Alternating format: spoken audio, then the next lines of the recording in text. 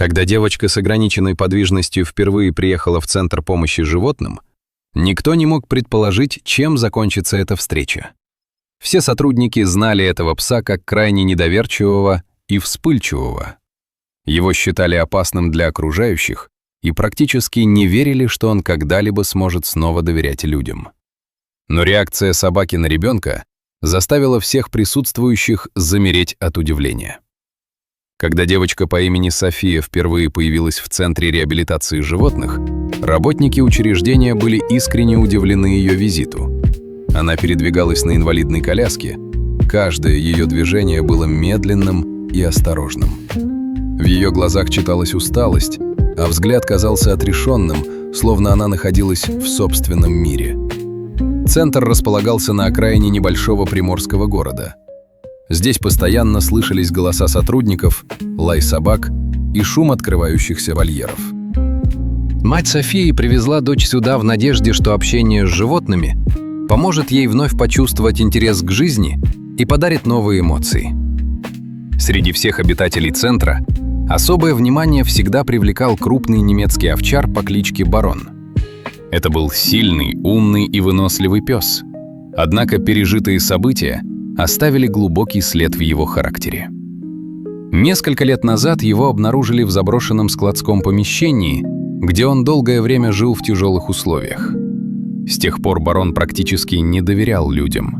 Любая попытка приблизиться к нему вызывала напряжение.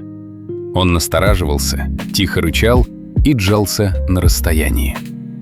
Многие считали его неспособным к социализации. Некоторые даже полагали, что найти ему новый дом уже невозможно.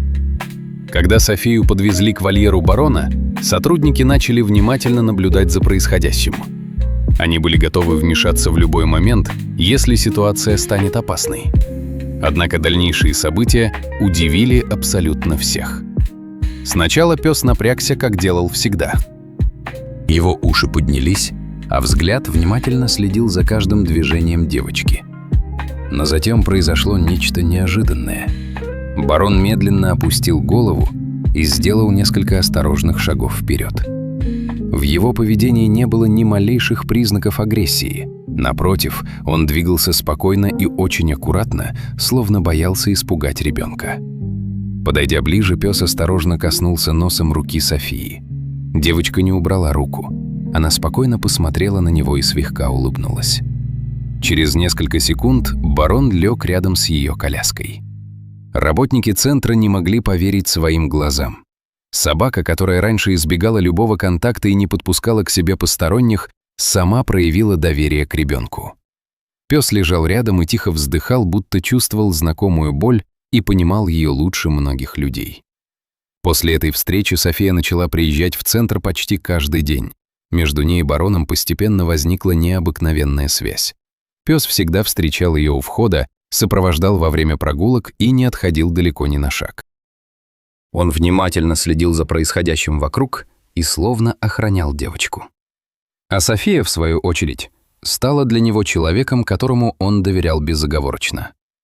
Спустя некоторое время руководство центра разрешило передать Барона в семью Софии. Для девочки он стал не просто домашним питомцем, а настоящим другом и постоянным спутником.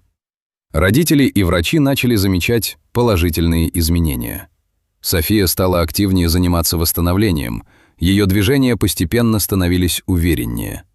Она чаще улыбалась, проявляла интерес к окружающему миру и с радостью ждала каждого нового дня. История Софии и Барона быстро распространилась по всему побережью.